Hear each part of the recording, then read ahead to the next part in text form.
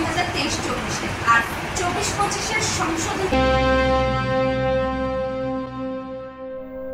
চট্টগ্রামের বোয়ালখালী পৌরসভায় 2025-26 অর্থবছরের এবারের বাজেট 28,08,24,922 টাকা।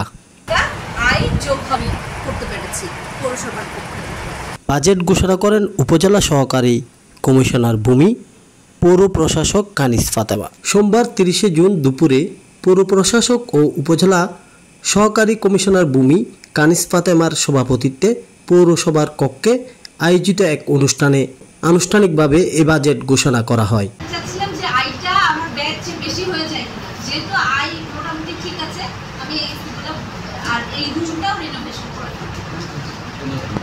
এ সময় প্রধান অতিথি হিসেবে উপস্থিত ছিলেন বোয়ালখালী উপজেলার নির্বাহী কর্মকর্তা মোহাম্মদ রহমতুল্লাহ।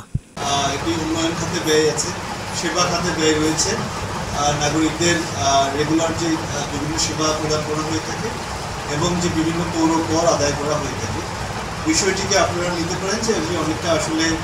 বাজেট ঘোষণা অনুষ্ঠানে অন্যান্যদের মধ্যে আরও উপস্থিত ছিলেন বোয়ালখালী থানার অফিসার ইনচার্জ ওসি গোলাম সারোয়ার।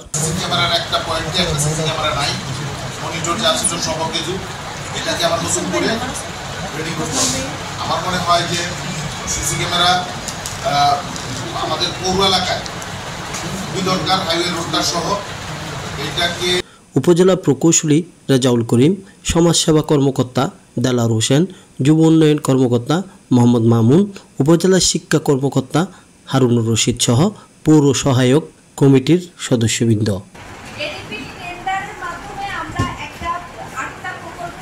অন্যান্যদের মধ্যে আরও উপস্থিত ছিলেন বোয়ালখালী প্রেস ক্লাবের সভাপতি সিরাজুল ইসলাম, সিনিয়র সহসভাপতি অ্যাডভোকেট সেলিম চৌধুরী, কাজী আয়শা ফারজানা, সাধারণ সম্পাদক ইয়াসিন চৌধুরী ও সাংবাদিক শাহ আলম বাবলু সহ স্থানীয় সাংবাদিকবৃন্দ।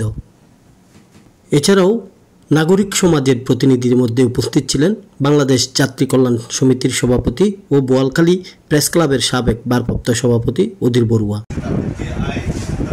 আরও ধন্যবাদ জানাচ্ছি এই কমিটির সহায়তা কমিটির যে সম্মানিত সদস্যগণ রয়েছেন, যারা আসলে আপনারা জানেন যে একটি বিশেষ প্রেক্ষাপটে জনপ্রতিনিধিগণের উপস্থিতিতে একটা ভলান্টিয়ার সার্ভিসের মাধ্যমে এটিকে পরিচালনা করে নিয়ে যাচ্ছেন।